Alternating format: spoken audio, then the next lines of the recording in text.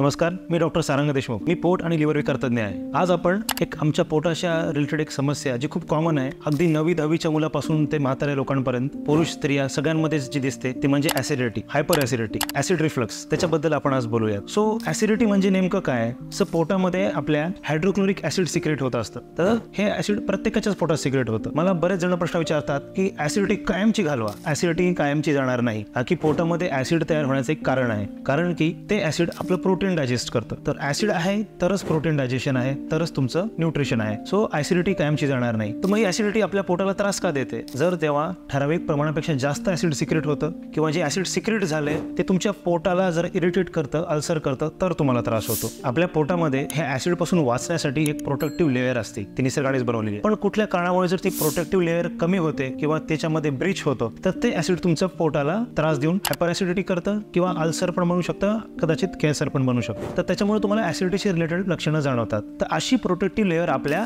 अन्ननलिकेमध्ये म्हणजे इसोफेगस मध्ये नसते. म्हणून हे ऍसिड जेव्हा तुमच्या अन्ननलिकेत येतं, तुम्हाला जास्त त्रास जाणवतो आणि लवकर अल्सर बनू शकतात. तर त्याला ऍसिड रिफ्लक्स म्हणतात. तर ऍसिडिटी आणि ऍसिड रिफ्लक्स हे टोटल वेगवेगळे प्रकार आहेत. ऍसिडिटीची लक्षणं काय? पोटात आग होणे, पोट दुखणे, उपाशी पोटी पोट दुखणे किंवा जेवल्यानंतर काही तासाने पोट दुखणे, खूप आग लागण्यासारखं जाणवणे, ह्याला आपण जनरल ऍसिडिटीची लक्षणे म्हणूया. आणि ऍसिड रिफ्लक्सची लक्षणे काय आहेत? छातीमध्ये आग होणे, छातीमध्ये दुखणे, आंबट पाणी वर येणे किंवा कदाचित खूप दिवस झाल्यानंतर गिळायला पण त्रास होणे. तर हे दोन भिन्न आजार आहेत. ऍसिडिटी आणि ऍसिड रिफ्लक्सला जर तुम्हाला निदान करायचं असेल तर तुम्हाला एकच टेस्ट आहे जी करू शकेल, ती म्हणजे अपर जीआय एंडोस्कोपी. अपर जीआय एंडोस्कोपी जर आपण करू तर आपल्याला कळेल की मला ऍसिड रिफ्लक्सचा त्रास आहे की हायपर ऍसिडिटीचा त्रास, ज्याच्यामुळे मला काही अल्सर्स बनलेत, इरोजन्स आहेत किंवा माझ्या छोट्या आतड्यामध्ये अल्सर बनले. तर हे दोन डिफरंट गोष्टी असल्यामुळे त्यांची ट्रीटमेंट पण वेगळी आहे. आता मला ऍसिडिटी होतेच का किंवा ऍसिडिटी जास्त का होते? माझ्या दिनचर्येत काय बदल केला पाहिजे ज्याने माझी लक्षणं कमी होतील? तर त्याच्याबद्दल आपण बोलूया. सगळ्यात महत्त्वाचं म्हणजे पेन किलर्सचा वापर जो आहे, ओव्हर द काउंटर जाऊन घेणे आणि काही जरी दुखलं की पेन किलर खाणे, हे सगळ्यात पहिले कमी करावं. कारण की जे पेन किलर्स गोळ्या हे प्रोटेक्टिव्ह लेअर कमी करतात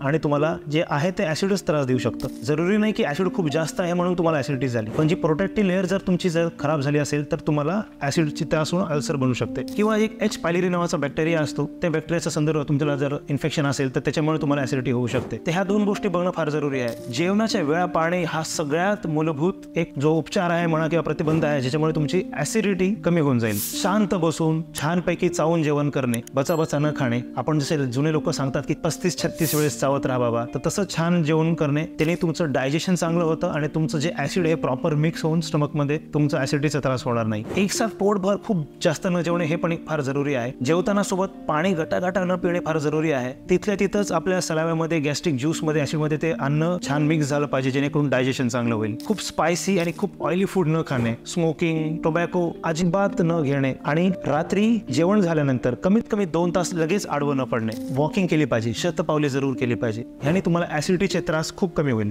एक घरगुती उपाय म्हणून ऍसिडला न्यूट्रल करायला अल्कलाइन वॉटर तुम्ही घेऊ शकता. अल्कलाइन वॉटर सध्या मार्केटमध्ये अवेलेबल पण आहेत. काही मशीन्स पण आहेत ज्याने वॉटर अल्कलाइन होतं. किंवा जर तुम्हाला घरगुती बनवायचं असेल तर एक पाणी घ्या, त्याच्यामध्ये थोडं लिंबू टाका, थोडे काकडीचे 4-5 स्लाइस टाका, थोड्या वेळ त्याला ठेवा, तर ते पाणी अल्कलाइन बनतं. आणि ते अल्कलाइन वॉटर जर तुम्ही पिलं तर तुमचे ऍसिडिटीचा त्रास नक्कीच कमी होऊ शकतो. तर डॉक्टरांकडे कधी आलं पाहिजे? मी एंडोस्कोपी कधी केली पाहिजे? याचे काही तुम्हाला सिम्पटम्स किंवा वॉर्निंग सायन्स लक्षात ठेवावं लागतील. जर तुमचं पोट खूप जास्त दुखतंय, हे पर्याय करून तुमचं काही राहत नाहीये, तर तुम्हाला अल्सर आहे का बघणं फार जरुरी असतं. त्याच्यामुळे एंडोस्कोपी करणं जरुरी आहे. कारण की अल्सरचे कॉम्प्लिकेशन्स फार भयावह राहू शकतात. अल्सर लवकर निदान केलं तर आपण त्याला कम्प्लिटली 100% बरं करू शकतो. एंडोस्कोपी मध्ये आम्ही छोटी नळी तोंडावाटे पोटात टाकतो, पोट आणि छोटं आतडे तपासून काही अल्सर आहे का बघतो. असलं तर त्याला तिथंच 2 वीक्स मध्ये आपण अल्सर ठीक करू शकतो. ओल्ड एज मध्ये ज्यांना बाकी काही वॉर्निंग सिम्पटम्स होते, जसे जे तंबाखू खात होते, स्मोकिंग करत होते, त्यांना जर ऍसिडिटी जास्त होत असेल त्यांनी एंडोस्कोपी जरूर करावी. त्या अल्सरचा, कॅन्सरचा प्रादुर्भाव पण होऊ शकत असतो. ते लवकर डिटेक्ट झालं तर लवकर ठीक होतं. किंवा ऍसिड रिफ्लक्स. ऍसिड रिफ्लक्स मध्ये काय असतं? ऍसिड तेवढंच आहे पण ते खूप वरती येतं, अन्ननलिकेत येतं. आणि जसं मी सांगितलं, प्रोटेक्टिव्ह लेअर तुमच्या अन्ननलिकेत नसल्यामुळे तुम्हाला लवकरच तिथे अल्सर्स बनतात. कदाचित उलटी वाटे, रक्त पण येऊ शकतं, आंबट पाणी, गरळ, छातीत आग होणे, छातीत दुखणे आणि गिळायला त्रास होणे, हे लक्षण असेल तर जरूर एंडोस्कोपी केली पाहिजे. तुम्ही लहान असा, मोठे असा. आणि त्याच्यामध्ये आपल्याला अन्ननलिका आणि पोटामधला जो व्हॉल्व मेकॅनिझम आहे तो कसा आहे, तो लूज झालाय का, किती ग्रेडला लूज झालाय का, हर्निया बनलाय, ह्या गोष्टी तुम्हाला एंडोस्कोपीने कळू शकतील.